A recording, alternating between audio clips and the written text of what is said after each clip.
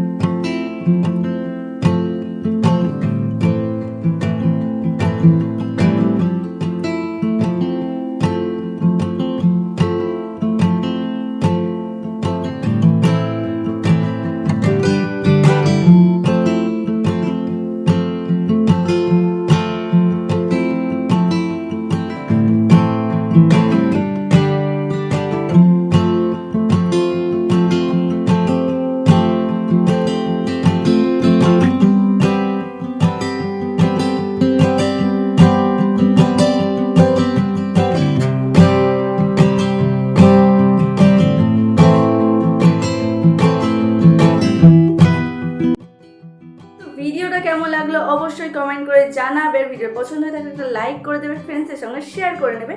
তো চলো দেখা হবে নেক্সট ভিডিওতে, আজকের জন্য বাই বাই।